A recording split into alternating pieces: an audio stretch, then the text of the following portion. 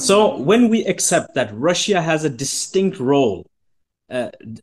role in the unfolding of the end time events, what lessons should Muslim majority nations draw from Russia's trajectory in terms of sovereignty, economic independence, or moral resilience? I like that question, Wahid.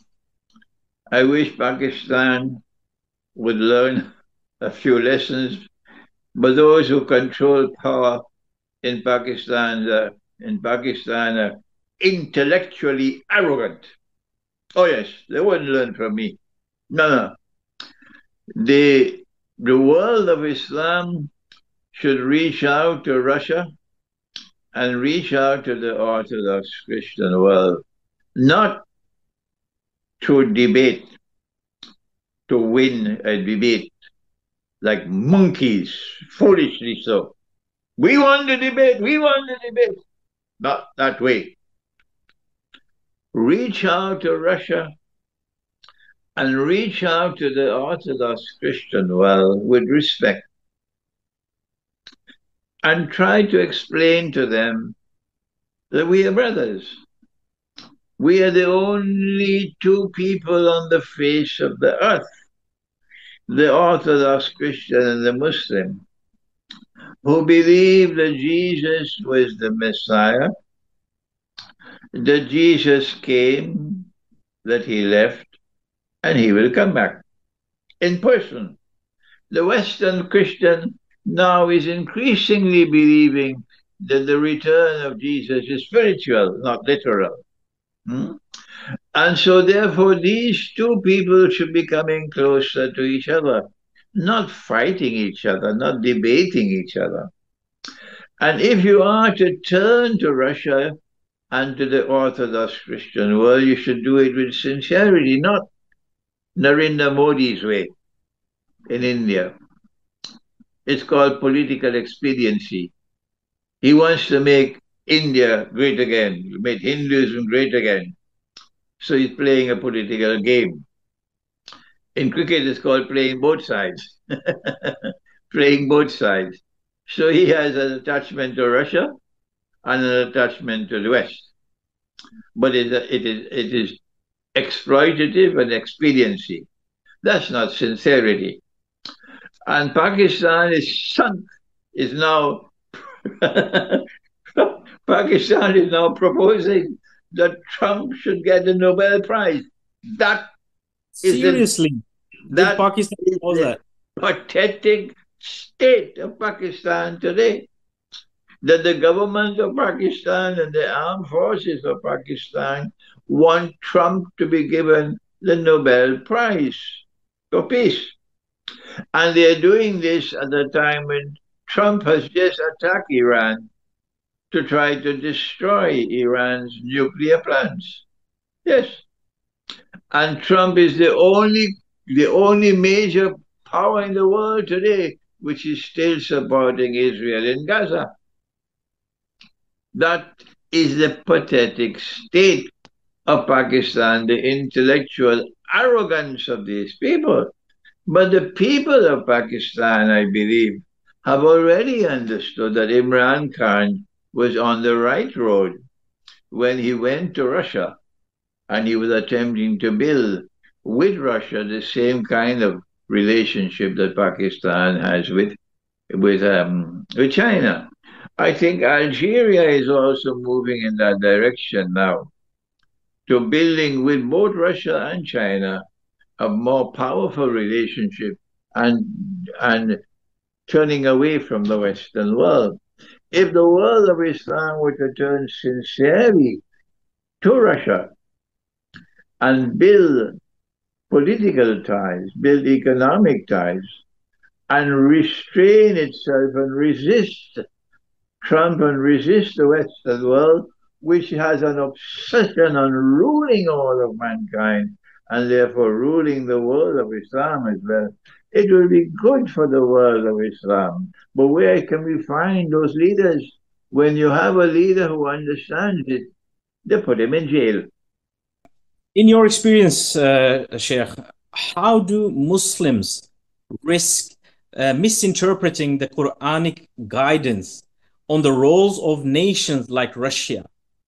And what are the dangers of either over romanticizing or dismissing such roles in the larger divine plan? The problem is located in the methodology for the study of the Quran and the assessment of the Hadith. If you stay with the conventional view, which is now today that absolute truth is located not only in the Quran, but there's absolute truth in the Hadith. Once a Hadith is Sahih, it has a status equal to the Quran. Absolute truth is also located in Tafsir. Once it's in the Tafsir, we accept. If it's not in the Tafsir, the sky can fall, but we never accept it if it's not in the Tafsir. This brand of Islam, this brand of scholarship, this brand of methodology is bogus. And it is prevailing all over the world.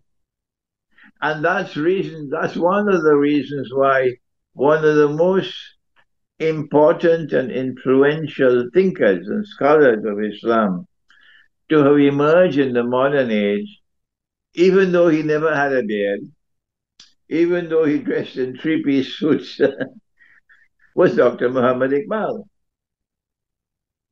The phenomenal impact of Iqbal was that he refused to accept this bogus methodology. Rather, Iqbal chose to go to the Quran by himself, all alone, directly to the Quran, not through Hadith and not through Tafsir, but go directly to the Quran. And he got a methodology for study of the Quran. And you see that methodology at work in his book, The Reconstruction of Religious Thought in Islam. Iqbal, therefore, pioneered a new methodology for the study of the Quran and Hadith. But all that he did was to pioneer it. The man who actually took the challenge for the reconstruction of religious thought in Islam was my teacher, who was Iqbal's most distinguished student, Maulana Dr. Muhammad Fadlur Rahman Ansari. And our viewing audience should read and study Maulana Dr. Ansari's 2-volume book, The Quranic Foundations and Structure of Muslim Society. In that book, you see the priority, the scholarly priority he gave to the Quran. And that he said the Hadith does not have the same status of the Quran. The Tafsir does not have the same status of the Quran. Absolute truth is located only in the Quran.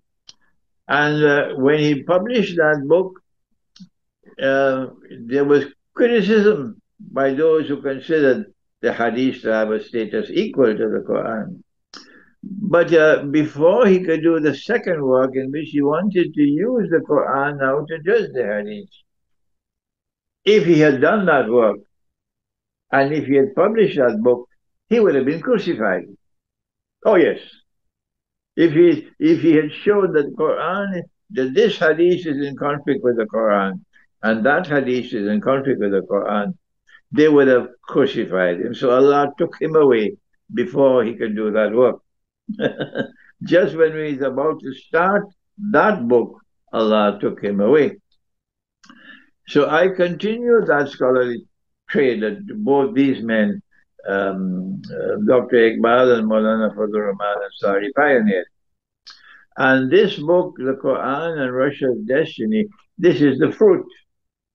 This is the fruit of that methodology which the world of Islam needs to accept if they are to get out of the sleep in which they're now located.